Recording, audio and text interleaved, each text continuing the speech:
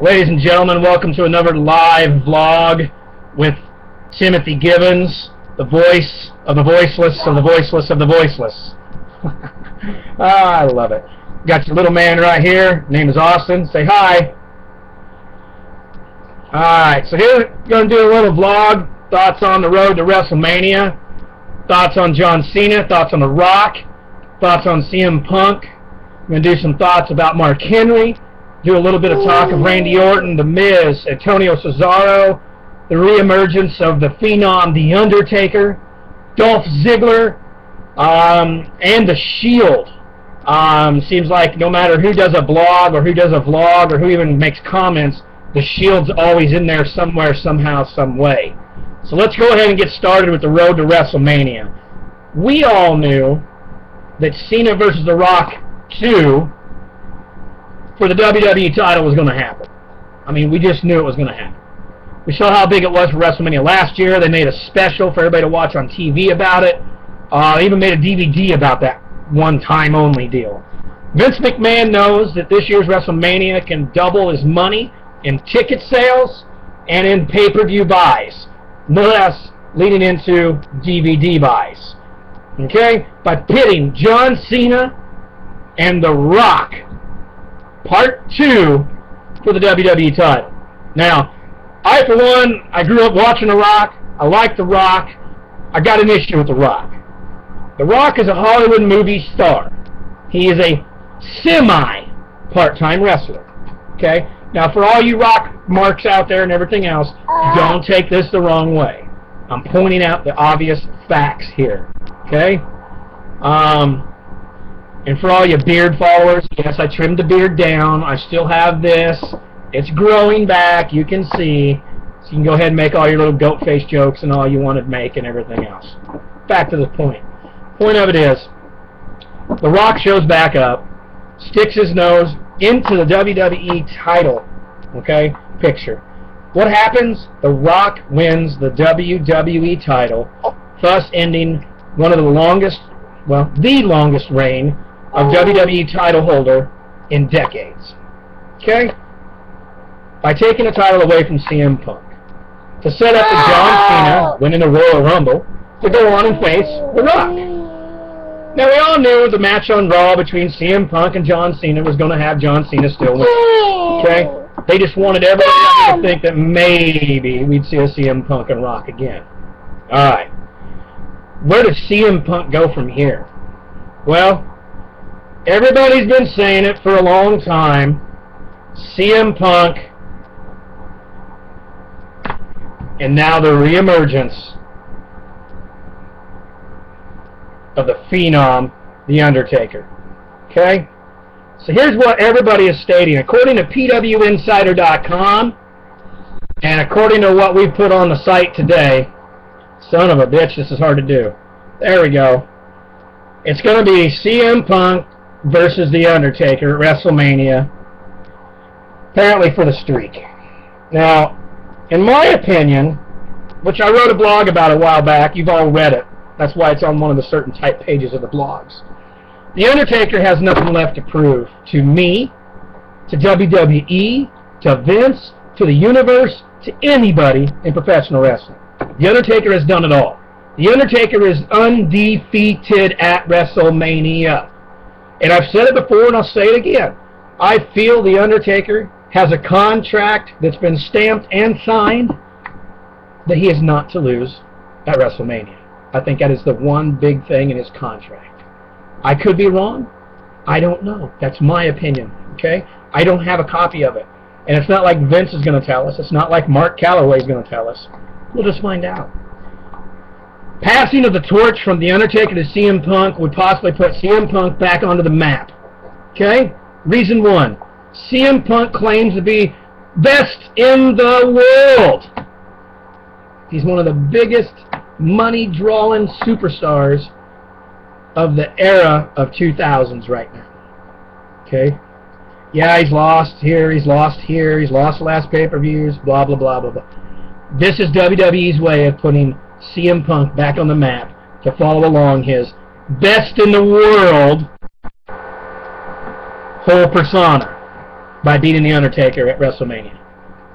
Will he beat The Undertaker at WrestleMania and continue and have the loss of the streak? I don't know. Should CM Punk beat The Undertaker at WrestleMania to end the streak? No. But I'll tell you this. We've all seen the pictures of what The Undertaker looks like. We've seen his last few years of WrestleMania. His match against Triple H the first time was pretty bad. The match was awesome. The ending of it where Triple H and The Undertaker beat the hell out of each other, where Triple H still walked out. The Undertaker looked like he could be on the last leg of the graveyard. Then the rematch, because The Undertaker thought that he could do it and need to have it done. The ending of that match was quite memorable, with all three of them walking out together. Point of it is, if this is it for The Undertaker and they really want to push him off the streak, this would be the time to pass the torch to CM Punk, following the whole best in the world persona. Time will tell. We'll see at WrestleMania. Do we want to see it? No. Should it be done? No. But in the business sense, does it need to be done? Probably. It's the only way they're going to put CM Punk back on. What's up, buddy? Alright, so let's move on. We're done with CM Punk and The Undertaker. We're already done with John Cena and The Rock. Let's move on to... Yeah, hold still, dude. Well, stand there. The return of the game. Triple H, Monday Night Raw, splitting the head of Brock Lesnar wide open, thus putting more than 12 staples into Brock Lesnar's big fat head after hitting that turnbuckle screw on the pole. Here's the point. We all knew when Brock Lesnar dumped Vince McMahon on his head, thus given the storyline of him breaking his hip, but we already knew Vince needed a replacement anyway. Okay? We all knew that that was the way we don't need him yet, Bubby.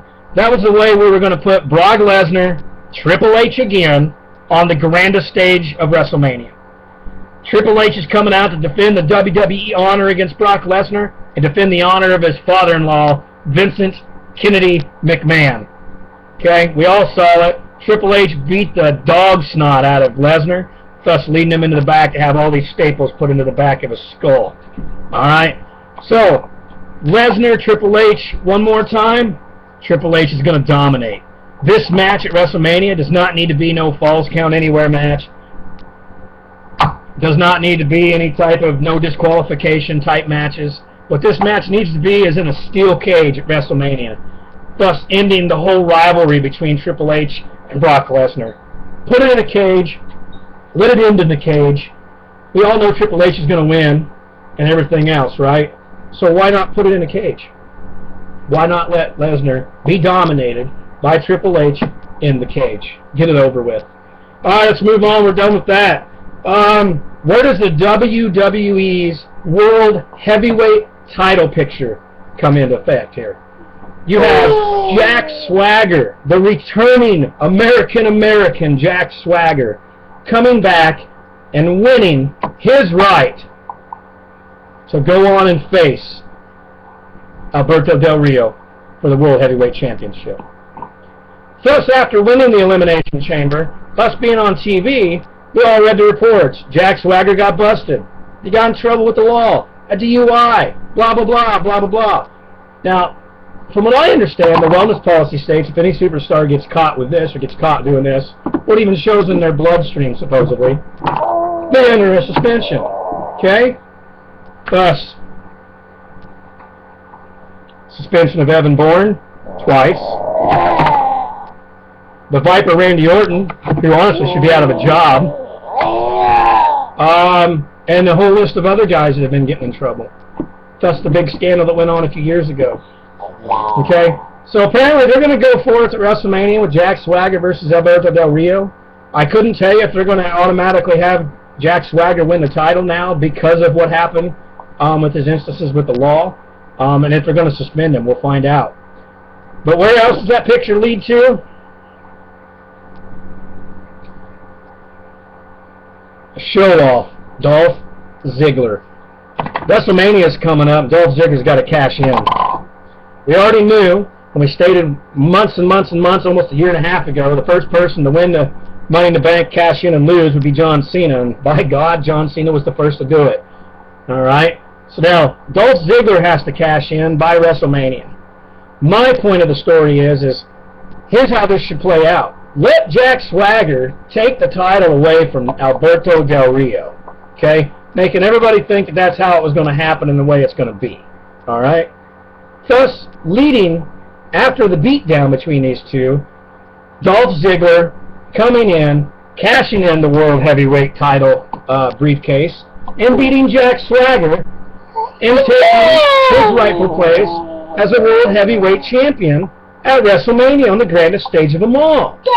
Then you can do with dumping the title off Ziggler later on down the line. That's how the World Heavyweight title picture should go. Now, you're leaving two guys out of that main picture. One way or another, the Big Slow is going to be in this picture somewhere down the line.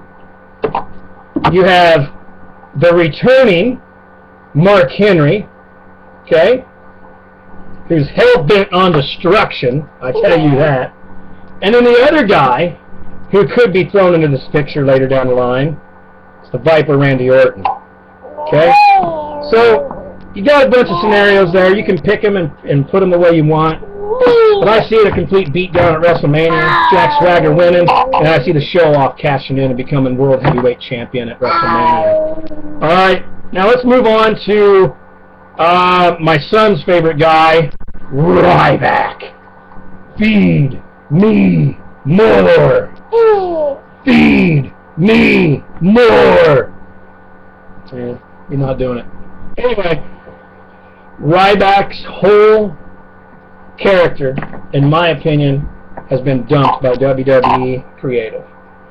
They built him up to be this massive monster, yeah, and then they ruined him as fast as they could because they decided to change gears and go with The Rock winning out the WWE title. Ryback's reemergence into WWE, because we all know he was Skip Sheffield, part of Nexus, had a massive injury and had to come back in as something major. And don't get me wrong, I like the whole idea of having this big main monster come in and terrorize the roster and this and that. But then when they had him lose, and then they screwed him over for the WWE title, and then they put in the Shield, I have a feeling that Ryback's actual character as Ryback being a massive monster might be ending pretty soon.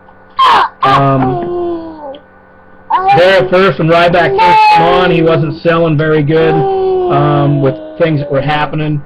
He's doing better. He's getting better with his moves. He's getting better in the ring. He's doing a little bit of mic work as well. So that's working out for him. But right now, Ryback's character for a WWE title is just out of the picture. It's just not going to happen. Alright. So let's move on to the Shield. Dean Ambrose, Seth Rollins, and Roman Reigns. There's been multiple blogs and everything wrote about the Shield since they showed up. One in particular showed me that somebody put their own thoughts onto this blog and kind of went the opposite way with which character is going to be better and everything else. I mean, that's their opinion, and that's cool. The Shield's come in and is one of the most dominant enforcement stables since the Four Horsemen and the NWO for life. Okay? Yeah, there's DX in there and everything else, but this goes along the lines of destruction of the Four Horsemen and destruction of the NWO. I mean, we all know those two factions very well. We all know the names that were involved in both of those factions. Every name that was involved in those factions. We know the original members. We know all the so-called members. And we know all the one-day members.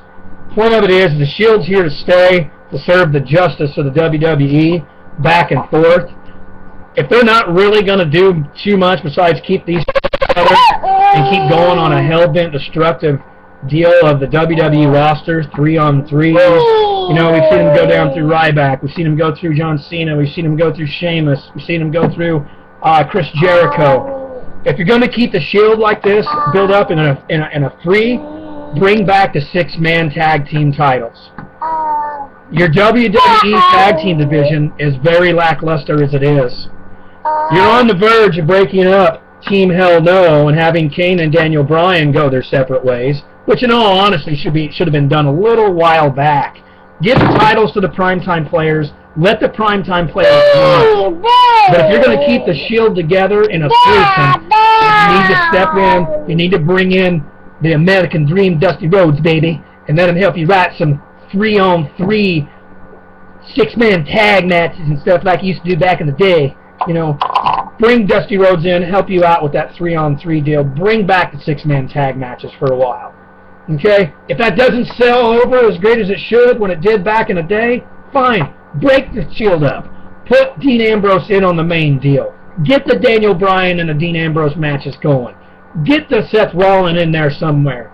Roman Reigns, yeah, he's a big man powerhouse. Is he going to do anything special? No, he's going to get buried. 6 months down the road after the break of the Shield, Roman Reigns' name ain't even going to be listed no more. That's the point of the whole deal. The Shield's here, the Shield's going to stay, and the Shield's going to dominate for the next 6 months or more. Alright, that's what's going to happen. Now let's move on to Awesome! Oh! The Miz, Antonio Cesaro, United States Championship. This is going to be a very good feud. It has been so far. Antonio Cesaro is one of the great guys right now that's anti-American to carry the United States title. It's working very well. He's getting major heat. It's working perfectly for Antonio Cesaro. Should we give the Miz? I'll get a butt change. Should we give the Miz the U.S. title right now? No. Let this feud go on. Let this feud culminate at WrestleMania. Bring it in to SummerSlam at the summertime, having the Miz take out Antonio Cesaro, put him out, save the United States title, and let the Miz run with the United States title, since he's not in the picture anymore for a title hunt. They've made him a jobber. They've made him a mid-carder. I mean, come on. I mean, I don't like the guy. I still don't like Miz. I never did when he first became out as Miz. I didn't like him on TV. I don't like him as anything. I knew, and when I did a live interview years ago for another site that I used to work for, you know, we talked about the Miz and how he was going to win the title, and, well, he did. Yeah, he was a good champion and all, but I still don't like Miz, and I don't care. But Miz needs to be United States champion. He needs a title around his waist. All right? Now, here's the thing that's got me confused. And I know I'm throwing a couple of minutes in here of extra stuff that I said in the beginning we weren't going to talk about, but Wade Barrett as an IC title holder, Intercontinental Champion, that is a perfect mesh right there. Wade Barrett as the Intercontinental Champion. Now, here's my confusion. This is stealing it right from a dude I saw post this on RSN. Are you going to have Sheamus feud with Wade Barrett, or are you feuding him with the Shield? Make up your mind. I honestly think a Sheamus and Wade Barrett match for an Intercontinental title, bringing them two countries together for a match would be awesome. Okay? Not Miz awesome, but awesome. Okay? They're building a storyline between these two for some reason, but they're not giving us the truth of what's really going to happen. Alright? Sheamus is an Intercontinental champ, and it's not going to work. Sheamus is a title holder, WWE or even World Heavyweight title. He doesn't need an Intercontinental title. But the matches would be great. Okay?